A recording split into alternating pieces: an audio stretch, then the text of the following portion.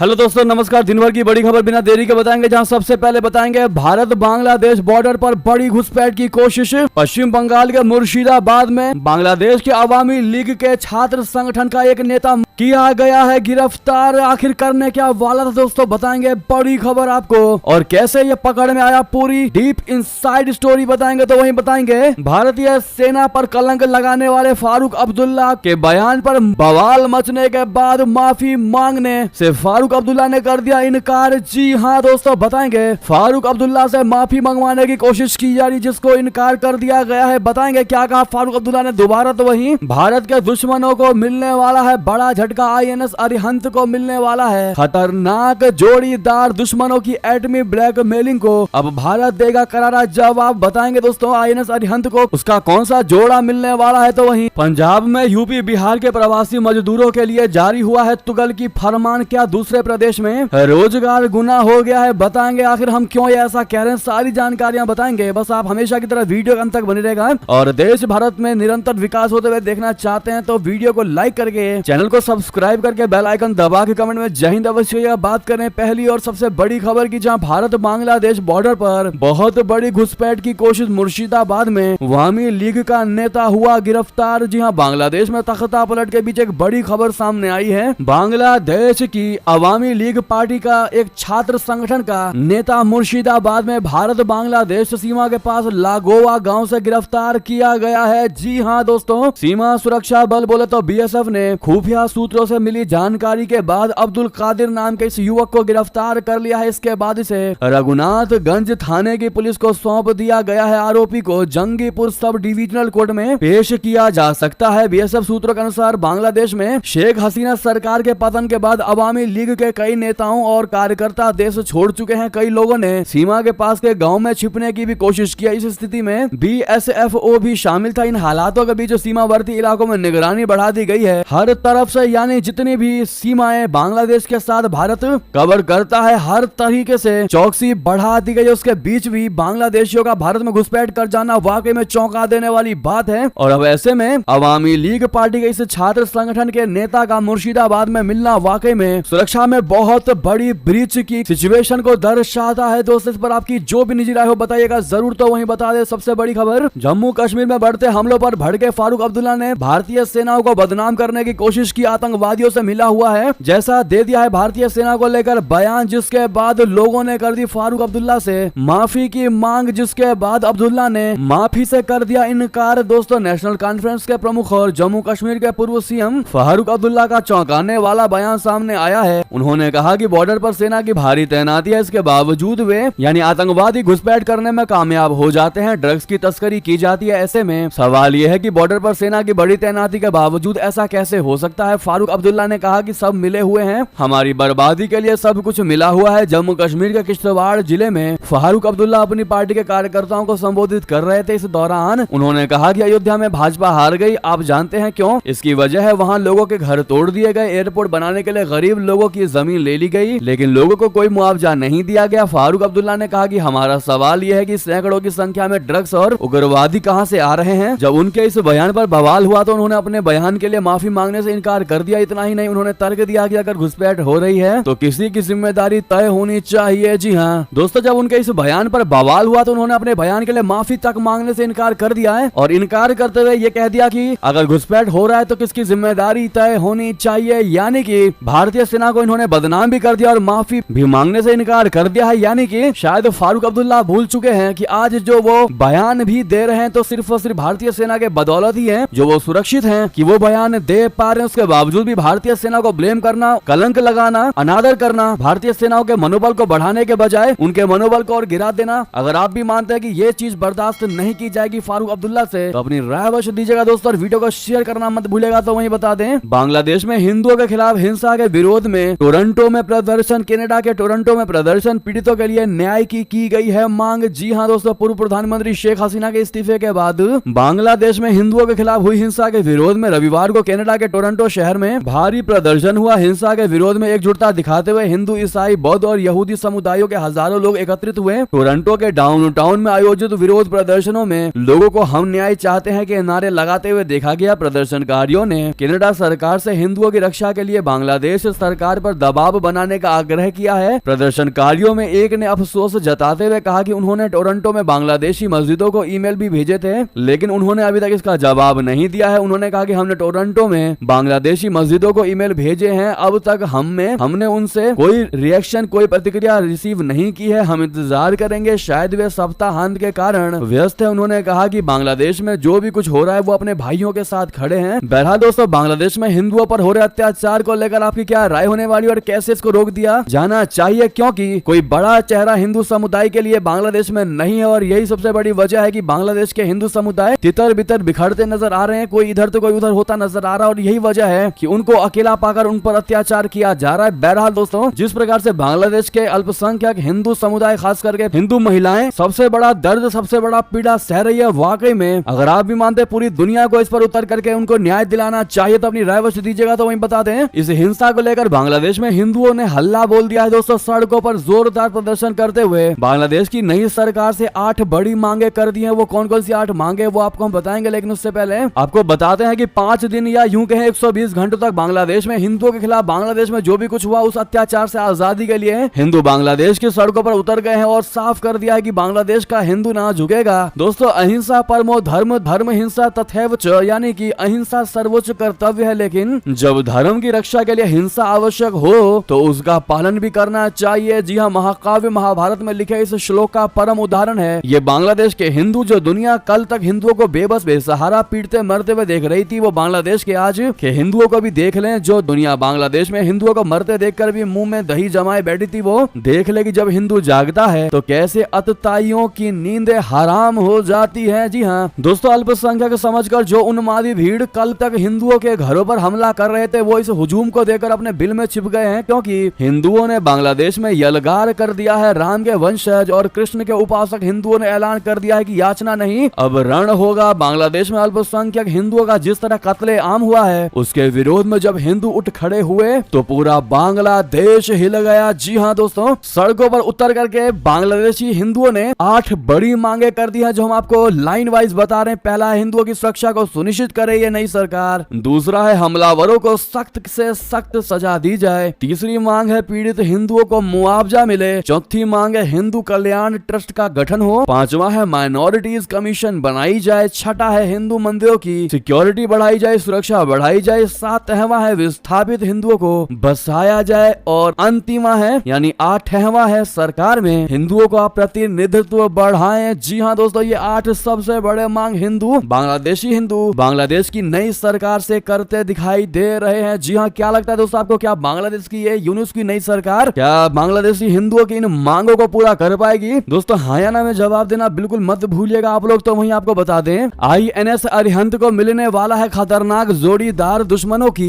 एटमी blackmailing को अब भारत देगा करारा जवाब। जी हाँ, समंदर में दुश्मनों की एटमी ब्लैकमेलिंग का जवाब मिलने वाला है। INS अरिहंत का नया साथी INS अरिघात दुश्मनों को दिन में तारे दिखाने के लिए तैयार है। समंदर का ये नया रक्षक हर परमाणु हथियार से लैस है, जो दुश्मनों के होश फाख्ता करने की शक्ति रखता है। विशाखापत्तनम के शिप बिल्डिंग सेंटर में बना 6000 टन का INS अरिघात कमीशन के लिए तैयार है। समंदर का सरदार बनने से पहले INS अरिघात के सभी जरूरी ट्रायल्स पूरे कर लिए गए। इन ट्रायल्स में सफलता के बाद अब औपचारिक तौर पर INS अरिघात समंदर में कमीशन्ड होगा, यानी उतारा जाएगा। INS अरिहंत ने बैलिस्टिक मिसाइल दागकर पूरी दुनिया में तहलका मचा दिया था। अब उसका साथी INS अरिघात दुश्मनों का काल बनने के लिए तैयार है। तो वहीं बता दें, जम्मू और कश्मीर से बड़ी खबर, आतंकवादियों के सफाई का अभियान हुआ तेज। जम्मू में एक ही दिन में 2 मुठभेड़ की खबर, सुरक्षा बलों ने घेरा पूरा का पूरा इलाका। बता दें, स्वतंत्रता दिवस से पहले जम्मू संभाग में रविवार को एक ही दिन उधमपुर व किश्तवाड़ में आतंकवादियों से मुठभेड़ हुई। सुरक्षा बलों ने दोनों जगहों पर पूरे इलाके को घेर रखा है ताकि आतंकवादियों का सफाया किया जा सके। इस बीच जम्मू में उपराज्यपाल मनोज सिन्हा ने कहा है कि अगले 3 महीने में जम्मू संभाग से आतंकवादियों का सफाया कर दिया जाएगा। जंगलों में छिपे आतंकवादियों को मार गिराने के लिए ठोस कार्रवाई रणनीति तैयार है। दोबारा से जंगलों में सुरक्षा बलों की तैनाती की जा रही है। रविवार की देर रात उधमपुर के बसंतगढ़ इलाके के खनेड़ में आतंकवादियों से मुठभेड़ हुई। पुलिस के अनुसार 4 दिन पहले खनेड़ में मुठभेड़ के बाद भाग निकले आतंकवादियों का सुरक्षा बल लगातार पीछा कर रहे थे। रविवार की रात दोबारा आतंकवादियों से संपर्क हुआ। इससे मुठभेड़ शुरू हो गई। पहाड़ों पर धुंध तथा अंधेरे की वजह से सुरक्षा बलों की ओर से सतर्कता बरतते हुए अभियान चलाया जा रहा है। मौके पर अतिरिक्त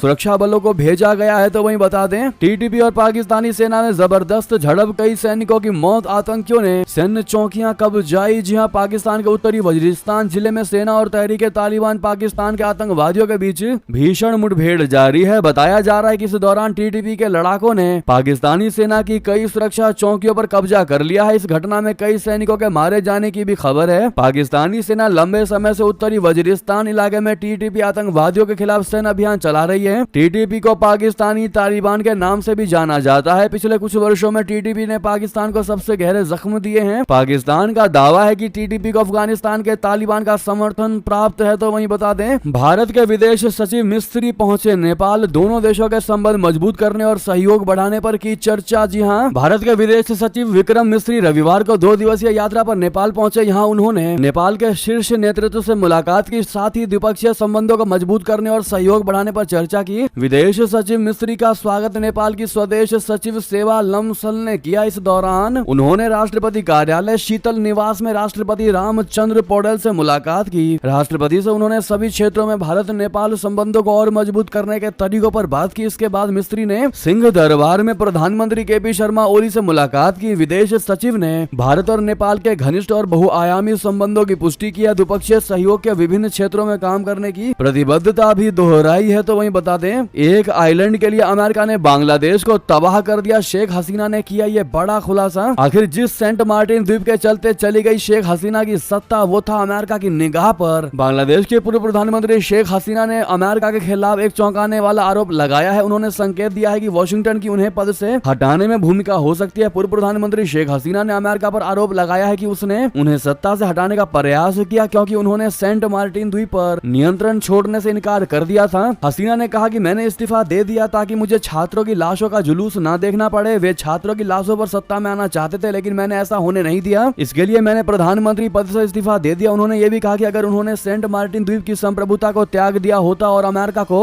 बंगाल की खाड़ी पर अपना प्रभाव जमाने दिया होता तो वे सत्ता में बने रह सकते थे। लेकिन दोस्तों वहीं आपको बता दें शेख हसीना के बांग्लादेश में अमेरिकी प्रभाव वाली टिप्पणी पर उनके बेटे ने दावा करके सबको चौंका दिया है। इस बयान पर ही लगाम लगवा दिया है। दोस्तों उनके बेटे ने कहा कि मां ने ऐसा कोई बयान ही नहीं दिया है अमेरिका को लेकर। जी हां, अवामी लीग के अध्यक्ष और पूर्व प्रधानमंत्री शेख हसीना के बेटे साजिद वाजेद जॉय ने दावा किया कि उनकी मां ने बांग्लादेश छोड़ने के पहले या बाद में कोई भी ऐसा बयान नहीं दिया है। जॉय ने कहा कि हाल में ही एक अखबार में मेरी मां के नाम से प्रकाशित इस्तीफा देने का बयान पूरी तरह से झूठा और मनगढ़ंत है। मैं अभी उनसे पुष्टि की है, उन्होंने ढाका छोड़ने से पहले या बाद में कोई बयान नहीं दिया है। दरअसल मीडिया रिपोर्ट्स में शेख हसीना के करीबी के हवाले से बताया गया था कि उन्होंने अमेरिका पर खुद को बांग्लादेश की सत्ता से हटाने का आरोप लगाया था, लेकिन दोस्तों अब उनके बेटे ने इस रिपोर्ट को खारिज कर दिया है। बहरहाल रियलिटी क्या है वो तो शेख हसीना आगे आने वाले बयानों में खुलासा कर ही देंगी। बहरहाल आपको क्या लगता है दोस्तों, क्या वाकई में अमेरिका इसके पीछे हो सकता है? हाँ या ना में जवाब देना मत भूलिएगा। देखते हैं आपकी पावर ऑफ थॉट्स कितने हैं। तो वहीं आपको बता दें जेलेंस्की ने आखिरकार कबूल ही लिया, रूसी धरती पर चल रहा है युद्ध, 24 घंटे में गवा दिए उसने 230 लड़ाके। दरअसल रशिया शहर कुर्स्क में हफ्ते भर में रशिया और यूक्रेनी सैनिकों के बीच युद्ध हो रहा है। युद्ध इतना ज्यादा भीषण हो चुका है कि 24 घंटे में यूक्रेन अपने 230 से अधिक सैनिक भी गवा चुका है। पिछले कई दिनों से यूक्रेनी प्रेसिडेंट वोलोडिमिर जेलेंस्की ने सार्वजनिक तौर पर रूसी जमीन पर हमले की बात नहीं स्वीकारी थी, लेकिन शनिवार देर रात उन्होंने देश के नाम संबोधन में स्वीकार कर लिया कि यूक्रेनी सैनिकों ने रूसी जमीन पर संग्राम शुरू कर दिया है। बताया जा रहा है कि यूक्रेन इस घुसपैठ के पीछे अपने यहाँ हो रहे भीषण युद्ध से रशिया का ध्यान बदलना चाहता है। रशिया में यूक्रेन की आक्रामक कार्रवाई का आज 6वां दिन है। ये यूक्रेनी कार्रवाई रूसी आक्रमण के बाद उसका यानी यूक्रेन का ऐसा सबसे बड़ा हमला और रूसी धरती पर यूक्रेन की सैन्य इकाइयों का अप्रत्याशित कदम है। यूक्रेन के इस कदम से मॉस्को भी भौचक्का रह गया है। शीर्ष रूसी सेनाधिकारी बड़ी असहज में स्थिति में है तथा वे इससे निपटने की जी तोड़ कोशिश में लगे हैं। दोस्तों तो वही बता दें थर थर कांपेंगे अब भारत के दुश्मन, स्वदेशी LCA मार्क 2 लड़ाकू विमानों को लेकर आ गया है बहुत बड़ा अपडेट। दोस्तों भारत का स्वदेशी लड़ाकू विमान कार्यक्रम तेजी से आगे बढ़ रहा है। इसी कड़ी में 4.5 generation plus LCA mark 2 fighter jet मार्च 2026 तक उड़ान भरना शुरू कर देगा। साथ ही साल 2029 तक बड़े पैमाने पर इनका प्रोडक्शन शुरू हो जाएगा। इसके अलावा इंडियन 5th जनरेशन के fighter advanced medium combat aircraft का बड़े पैमाने पर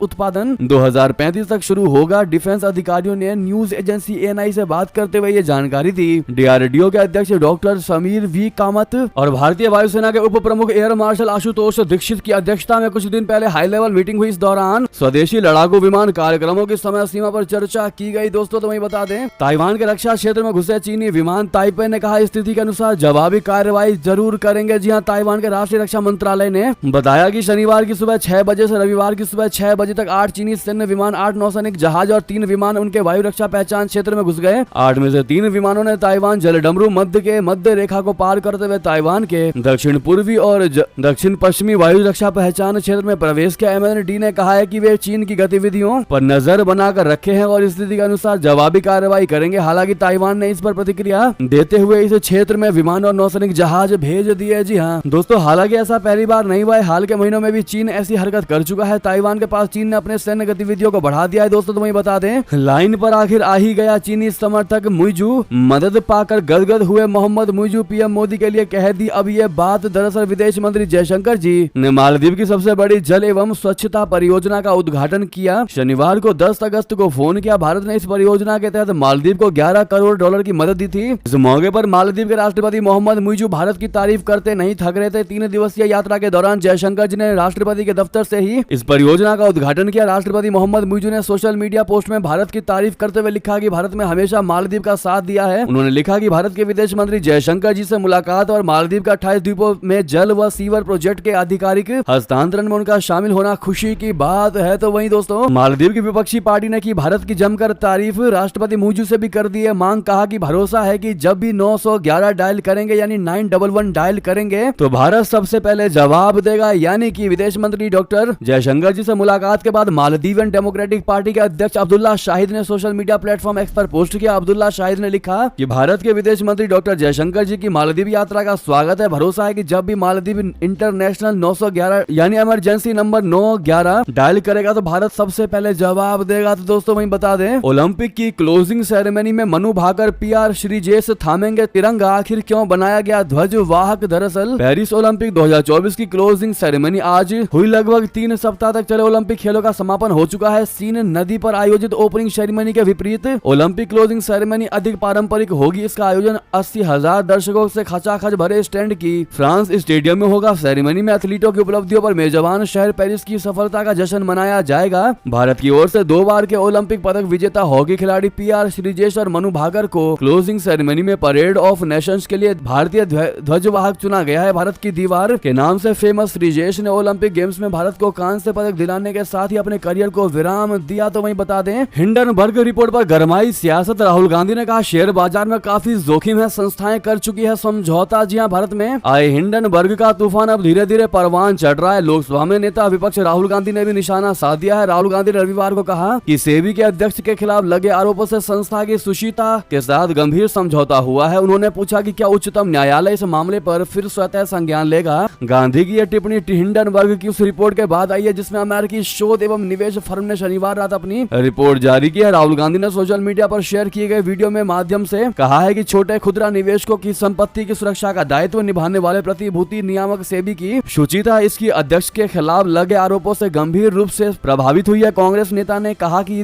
देश भर के ईमानदार निवेशकों के मन में सरकार के खिलाफ कई सवाल हैं। तो दोस्तों इतना ही नहीं, आपको बता दें सेबी चीफ ने अब तक क्यों नहीं दिया इस्तीफा, घाटे का है कौन जिम्मेदार, ये बात अब राहुल गांधी कहते नजर आ रहे हैं कि सेबी के चीफ ने अभी तक इस्तीफा क्यों नहीं दिया। तो दोस्तों मैं बता दें, कांग्रेस का काम है अराजकता फैलाना। दोस्तों हिंडनबर्ग रिपोर्ट पर ज्योतिरादित्य सिंधिया का भी आया है बयान। दरअसल हिंडनबर्ग की ताजा रिपोर्ट को लेकर देश भर में हलचल मची है। हिंडनबर्ग ने शनिवार रात को जारी रिपोर्ट में दावा किया है कि सेबी प्रमुख माधवी पुरी बुच और अडानी समूह के चेयरमैन गौतम अडानी के बिजनेस कनेक्शन है। इसको लेकर देश भर में प्रतिक्रियाओं का दौर जारी है। इसी कड़ी में केंद्रीय मंत्री ज्योतिरादित्य सिंधिया ने हिंडनबर्ग रिपोर्ट को लेकर कांग्रेस पर निशाना साधा है। सिंधिया ने इशारा किया है कि कांग्रेस का एक ही काम है। उन्होंने आरोप लगाए हैं कि देश में अराजकता फैलाना और देश को विवादित मामलों में उलझाए रखना कांग्रेस का काम है, फितरत है। प्रधानमंत्री मोदी और भाजपा का हर कार्यकर्ता भारत को प्रगति और विकास के रास्ते पर लेकर जा रहा है। कांग्रेस सिर्फ इस मामले में भटकाने और सबको अंधेरे में रखने का कोशिश करती है। यहाँ ये उनका शुरू से ही तरीका रहा है और वे इसी के अनुसार काम कर रहे हैं। दोस्तों तुम्हें बता दें, पंजाब में यूपी बिहार के प्रवासी मजदूरों के लिए जारी हुआ तुगल की फरमान क्या दूसरे प्रदेश में रोजगार हो गया है गुनाह। दरअसल पंजाब के गांवों से हैरान करने वाली खबर आई है। वहां पर आजकल एक नया फरमान सुनाया जा रहा है। दोस्तों ये फरमान यूपी बिहार से काम की तलाश में आने वाले प्रवासियों के लिए है। ये एक ऐसा फरमान है जिसको सुनकर आपके मन में भी सवाल उठेगा कि एक देश में अपने ही लोगों के लिए अलग फरमान क्यों है। आखिर भगवंत मान की सरकार में ऐसा क्यों